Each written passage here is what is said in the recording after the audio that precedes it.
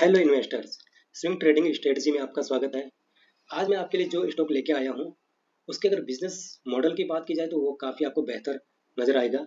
वहीं फंडामेंटल की बात की जाए तो काफ़ी शानदार आपको देखने को मिलेंगे।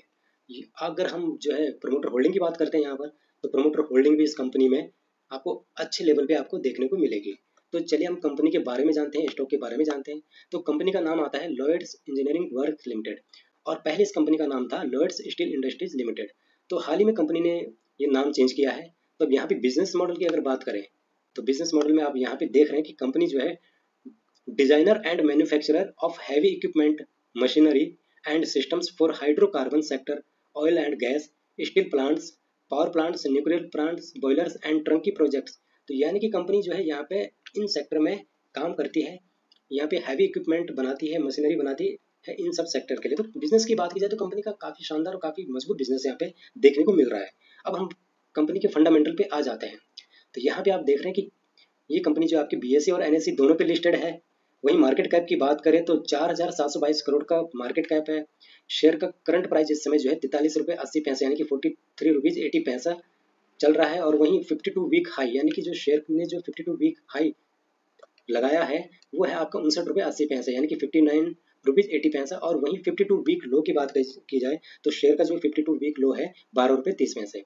तो वही स्टॉक पी यानी कि पी रेशो की बात करें तो 119 रुपये यहाँ पे है। तो पी रेशो थोड़ा सा नेगेटिव इम्पैक्ट यहाँ पे जरूर डालेगा, क्योंकि जो है शेयर की करंट प्राइस को देखते हुए पी रेशो यहाँ पे काफ़ी ओवर वैल्यूड है। तो वहीं बात की जाए आपकी आरओसी की तो 29.2% यानी कि 29.2% यहाँ पे आरओसी है, तो जो काफ़ी अच्छा है। और वहीं आरओई की बात की जाए तो 25.4%, ये भी आपका बेहतर यहाँ पे दिखाई दे रहा है। वहीं डिविडेंड की बात की जाए तो कंपनी यहाँ पे 0.23% के रेट पर डिविडेंड पे कर रही है। फेस वैल्यू की भी बात की जाए तो यहाँ पे 1 रुपये है, और बुक वैल्यू की बात की जाए तो 1 रुपये 90 पैसे है। तो अब बात करते हैं यहाँ पे बैलेंस शीट की। तो यहाँ पे आप देख रहे हैं कि रिजर्व कंपनी के पास 2023 की बात करते हैं तो रिजर्व कंपनी के पास 89 करोड़ का रिजर्व है। वहीं बोरोइंग यानी कि कर्ज की बात की जाए, डेट की बात की जाए तो कंपनी पे इस समय 52 करोड़ का कर्जा है, यानी कि जो कोई ज़्यादा कर्जा नहीं है। तो ये कर्जा है यानी कि कंपनी कर्जा जो है आपका बिजनेस को एक्सपेंड करने के लिए लेती है। तो ये कोई यहाँ पे नेगेटिव इम्पैक्ट यहाँ पे ज़्यादा नहीं डालेगा। तो वहीं बात की जाए टोटल लाइबिलिटी की या टोटल एसेट्स की, तो कंपनी के पास इस समय 371 करोड़ की टोटल एसेट है। तो प्रॉफिट एंड लॉस की बात करते हैं तो आप सेल्स में देखेंगे 2012 से लेके 2023 तक तो सेल्स कंपनी की बढ़ती नजर आ रही है, और इस समय कंपनी ने लगभग 313 करोड़ की यहाँ पे सेल की है। वही एक्सपेंसेस यानी कि खर्चे की बात की जाए तो जो है कंपनी यहाँ पे खर्चा भी काफ़ी बढ़ता हुआ नजर आ रहा है। तो ये भी कोई ज़्यादा इम्पैक्ट नहीं करेगा नेगेटिव, क्योंकि खर्चा कंपनी कर रही है, कंपनी की ग्रोथ के लिए खर्चा हो रहा है, तो ये कोई नेगेटिव इम्पैक्ट यहाँ पे ज़्यादा नहीं करने वाला। वहीं बात की जाए इंटरेस्ट की तो कंपनी पे कर्जा है, तो इसलिए कंपनी को इस समय 4 करोड़ का लगभग इंटरेस्ट यहाँ पे करना पड़ रहा है। और बात की जाए यहाँ पे प्रॉफिट की, तो यहाँ पे हम अगर बात करें आपके नेट प्रॉफिट की बात करें तो नेट प्रॉफिट इस समय कंपनी आपका देख रहे हैं कि लगातार प्रॉफिट जनरेट करती हुई जा रही है, और अच्छा प्रॉफिट यहाँ पे कंपनी को गेन हो रहा है। तो यहाँ पे देखेंगे आप 2023 में 37 करोड़ का प्रॉफिट यहाँ पे कंपनी ने जनरेट किया। तो वहीं डिविडेंड की बात की जाए तो डिविडेंड यहाँ पे कंपनी ने 27% का डिविडेंड पे किया है। तो अब बात करते हैं यहाँ पे क्वार्टरली हम रिजल्ट की बात करें तो क्वार्टरली रिजल्ट की बात करते हैं 2020 से 2023 तक आप देख रहे हैं कि सेल कंपनी की जो है इंक्रीज होती हुई नजर आ रही है। और वहीं जो है आपका एक्सपेंसेस की बात करें तो खर्चा भी यहाँ पे कंपनी जो है काफ़ी कर रही है। तो बिजनेस को एक्सपेंड करने के लिए ये सब हो रहा है, तो ये एक अच्छी बात है। और वहीं अगर बात की जाती है प्रॉफिट की, या तो यहाँ पे आप देखेंगे नेट प्रॉफिट कंपनी का क्वार्टरली बेस पे इंक्रीज होता हुआ हमें दिख रहा है। तो इस समय कंपनी का जून 2023 में बहुत ही शानदार रिजल्ट रहा, 13 करोड़ का प्रॉफिट कंपनी ने जनरेट किया है।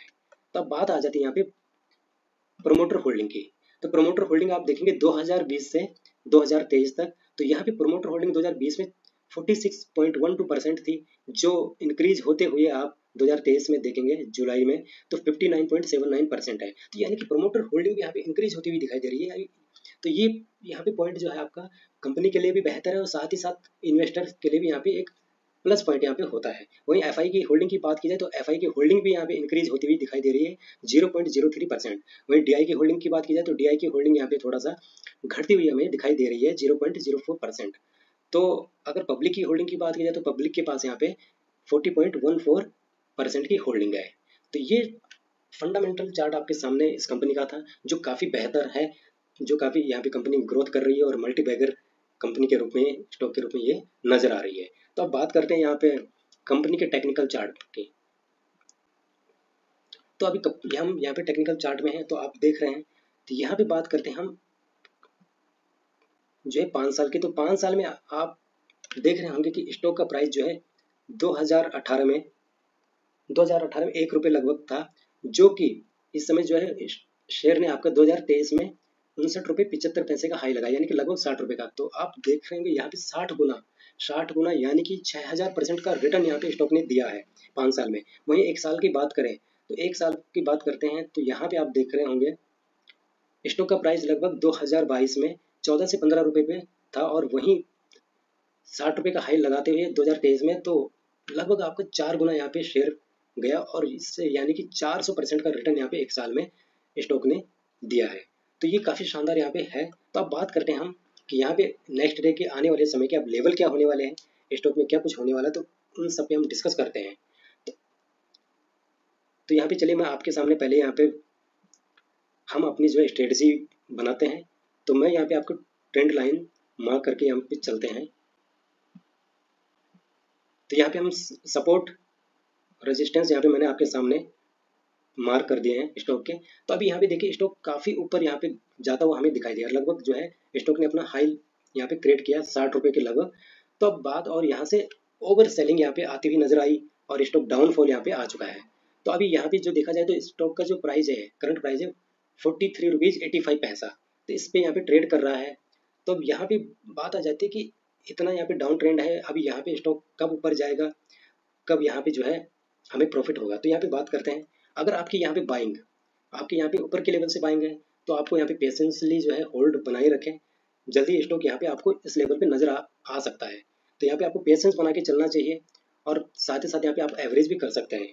वहीं अगर आपकी होल्डिंग जो है डाउन लेवल से है, तो अगर आप यहाँ पे शॉर्ट टर्म का आपका व्यू है, तो आप प्रॉफिट बुक करके यहाँ से एग्जिट कर सकते हैं।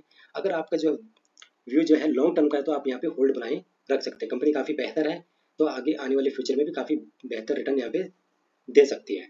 तो वहीं अगर यहाँ पे न्यू बायर्स की हम बात करें, अगर आप चाहते हैं यहाँ पे न्यू बाइंग के लिए जा रहे हैं, तो ये हमारे कुछ सपोर्ट है जो कि आपके निकल के आ रहे हैं। लगभग इस समय आप सपोर्ट पे ही आपका ट्रेड कर रहा है शेयर, और साथ ही साथ यहाँ पे एक सपोर्ट हमारा लगभग 38 से 39 रुपये पे है, और एक सपोर्ट हमारे यहाँ पे लगभग आपको जो कि स्ट्रॉन्ग सपोर्ट यहाँ पे है वो है आपका 33 रुपीज़ से 34 रुपीज़ के मिड में। तो ये शेयर का यहाँ पे सपोर्ट जोन आपको नजर आ रहा है। तो अब यहाँ पे किस प्रकार से हमारी स्ट्रेटजी रहेगी। अभी यहाँ पे क्या है, यहाँ पे देखो थोड़ा सा कुछ नेगेटिव पॉइंट जरूर देखने को मिल रहे हैं। एक तो आपको मैं यहाँ पे दिखा दूँ, यहाँ पे आप देख पा रहे होंगे कि ये हम वेबसाइट पे गए हैं BSE की, तो यहाँ पे स्टॉक को जो है सेबी ने जो है ASM की लॉन्ग टर्म स्टेज 4 में रखा हुआ है। तो इसका जो है नेगेटिव इम्पैक्ट यहाँ पे स्टॉक पे देखने को मिल रहा है। इससे क्या हो रहा है कि जो है बड़े प्लेयर्स यहाँ पे आपको देखने को नहीं मिलेंगे, एंट्री करने से बच रहे हैं, क्योंकि यहाँ पे इंट्राडे, एक तो इंट्राडे भी यहाँ पे जो है बंद है। तो वहीं बात की जाए दूसरे पॉइंट की हम बात करते हैं। दूसरा पॉइंट यहाँ पे क्या आता है कि अभी रिसेंटली कंपनी ने जो है आपका जो है राइट इशू अनाउंस किया था, लेकिन राइट इशू अनाउंस तो कर दिया, लेकिन किस लेवल पे, किस प्राइस पे राइट इशू आएगा ये अभी तक अनाउंस नहीं हुआ है। इस वजह से भी यहाँ पे स्टॉक में गिरावट आपको देखने को मिल रही है। तो अब बात करते हैं यहाँ पे, अगर एंट्री लेने की बात की जाए, तो यहाँ पे हमारे इस लेवल पे, इन लेवल पे एंट्री हो सकती है, और हमारी एंट्री यहाँ पे 3 लेवल पे एंट्री होनी चाहिए, यानी कि स्ट्रेटजी ये बन रही है। तो अगर यहाँ पे आपकी जो है इस स्टॉक में इन्वेस्टमेंट की आपकी जो कैपिटल होगी उसका 40% आप इस लेवल पे यहाँ पे एंट्री कर सकते हैं, 40% को लेके। बाकी अगर स्टॉक यहाँ से डाउनफॉल करता है, तो आपकी दूसरी एंट्री इस लेवल पे आपके लगभग 38 रुपये के लेवल पे 15% की यहाँ पे इन्वेस्टमेंट होगा। वहीं साथ ही साथ यहाँ पे आपका जो है, अगर यहाँ से भी स्टॉक नीचे आता है, तो 33 के लेवल पे आपकी फिर तीसरी एंट्री यानी कि 15% की एंट्री यहाँ पे होनी चाहिए। तो ये स्ट्रेटजी आपको यहाँ पे रहेगी। तो इससे एक तो आपका जो आपने बाइंग की है हाई लेवल से वो एवरेज हो जाएगी, और जब यहाँ से रिवर्सल आपका स्टॉक लेगा तो जल्द ही आप जो है प्रॉफिट में भी आ जाओगे। तो यहाँ पे ये स्ट्रेटजी यहाँ पे रहने वाली है।